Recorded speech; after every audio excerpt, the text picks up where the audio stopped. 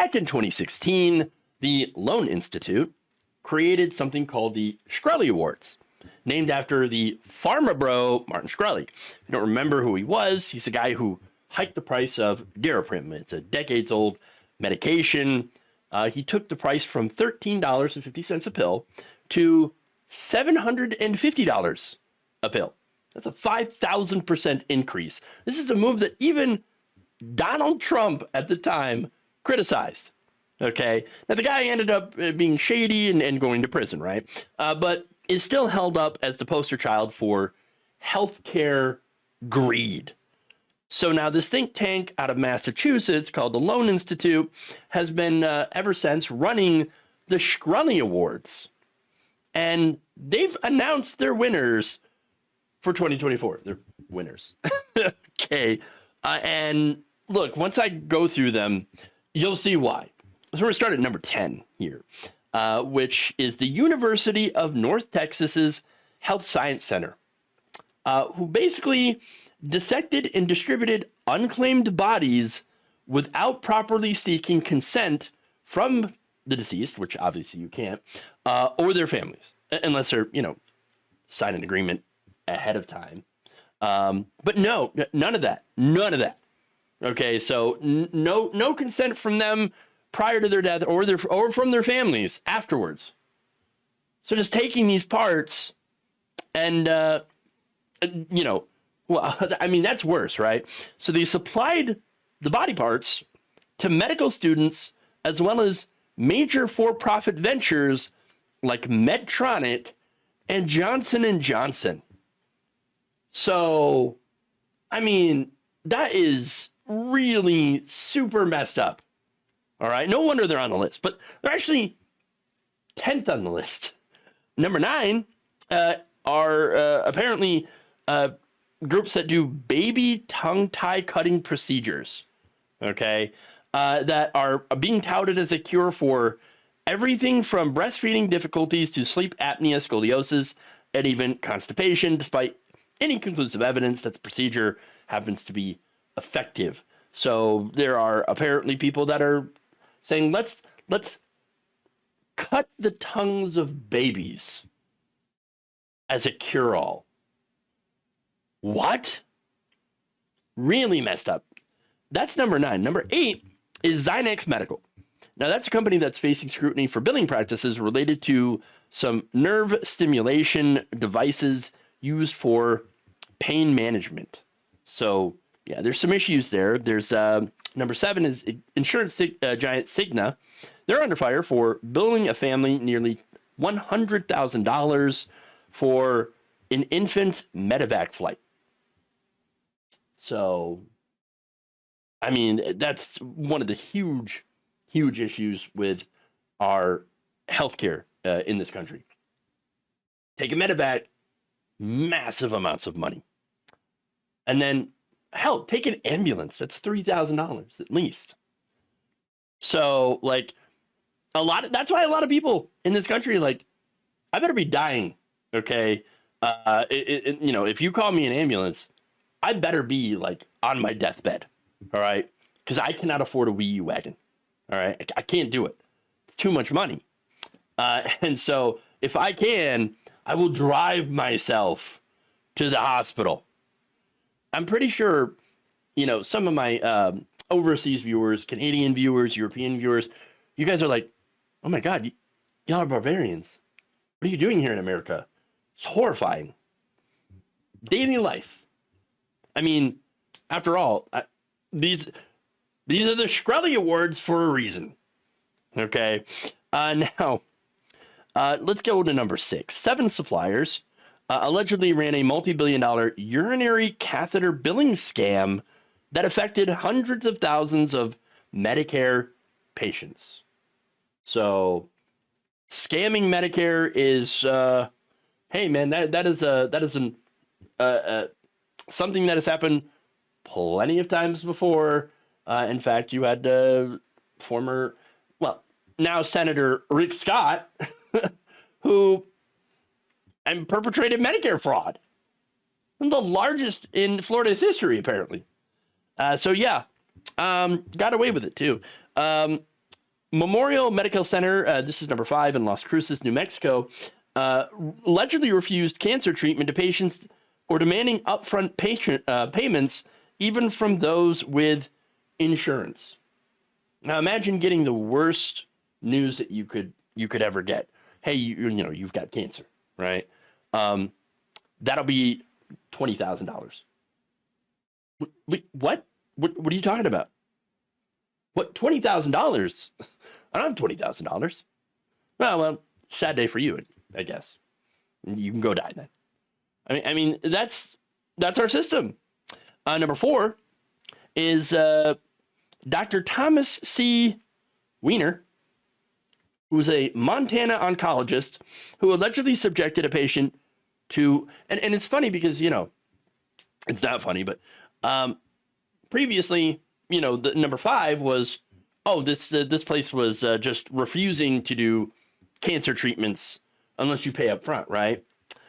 Well, Dr. Weiner apparently subjected a patient to unnecessary cancer treatments for over a decade. So not only is it super costly, but I mean, things like chemotherapy and radiation are just horrific to have to go through, damaging for the body. Okay? And so this guy, I mean, terrible. Now, apparently he provided disturbingly high doses of barbiturates to facilitate death in seriously ill patients when those patients may not have actually been close to death. Wow. And then prescribed high doses of opioids to patients that actually did not need them.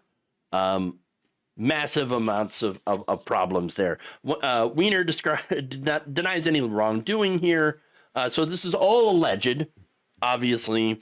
But nonetheless, if it happens to be true, yeah, definitely belongs on this list. Then on number 3, you've got pharma giant Amgen, who was accused of pushing 960 milligram doses of its highly toxic cancer drug, Lamacris, when a lower 240 milligram dose offers similar efficacy with reduced toxicity, but costs $180,000 less per patient annually at the lower dose. So that is all about trying to make much more money pushing a drug that at a dose that they don't need. Now you're not going to be surprised who's at number 2, and that's United Health. Of course, they allegedly exploited its vast physicians network to maximize profit, often at the expense of patients and clinicians, including by pressuring doctors to reduce time with patients and to practice aggressive medical coding tactics that make patients seem as sick as possible. So that's your upcoding, right? In order to earn higher reimbursements from the federal government. So that was one of the things I had previously talked about with my Luigi Mangione and United Healthcare coverage before. And so, yeah, absolutely disgusting and not surprising. But look, that's number 2. Number 1 happens to be Steward Healthcare CEO Dr. Ralph Delatorre, who was accused of orchestrating a dramatic healthcare debacle by prioritizing private equity profits over patient care amid debt and sale leaseback schemes, and a bankruptcy that left hospitals gutted, employees laid off, and communities underserved, as he reportedly walked away with more than $250 million over a period of 4 years as their hospitals tanked. Wow. So that's the worst of 2024, according to this list. Now, Dr. V. Kasani, who is the Loan Institute president, said during the award ceremony, quote, "All these stories paint a picture of a healthcare industry in desperate need of transformation. Doing these awards every year shows us that this is nothing new. We're hoping that these stories illuminate what changes are needed." So that's the whole point of this, right? That said, I mean, the idea that healthcare in this country is broken is, I think, a pretty open secret. Everybody knows it. Everybody knows it. Except apparently politicians, the media, okay? And what I'm talking about are the elites, right? That continue to defend our privatized healthcare system and to push back against efforts to, have Medicare for all, okay? And I remember the segments on CNN. I remember the Washington Post op-eds that attacked Bernie Sanders and the idea of, hey, why don't we expand Medicare to everybody and guarantee that every man, woman, and child has health care in this country.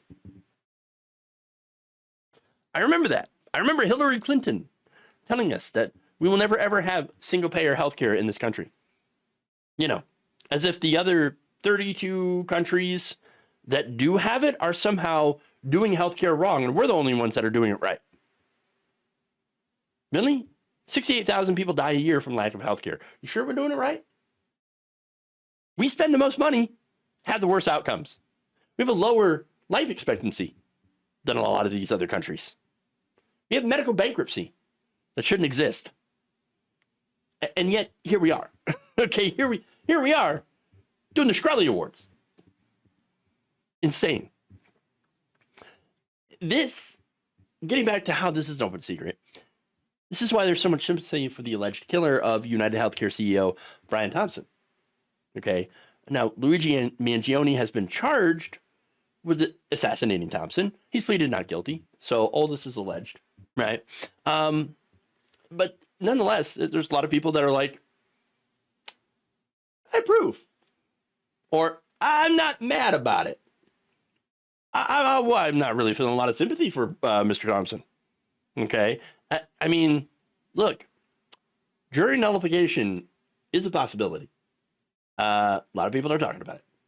Okay, polling from NORC in December found that roughly 7 in 10 adults believe that profits or coverage denials by health insurance companies bear a great deal or a moderate amount of responsibility for the murder of Thompson, whoever did it. So, we do understand what the problem is. The only question is what we as a country and what our politicians are going to do to actually solve it. Thank you for watching. If you enjoyed this video, please like, share, subscribe with the bell icon in order to get notified whenever a new video is released. And if you want to support independent, progressive media through this difficult time where it seems like everybody is shutting down, you can become a member on our YouTube page, you can become a subscriber on Facebook, or you can go to my Patreon. It's patreon.com/Jeff Waldorf. Thank you.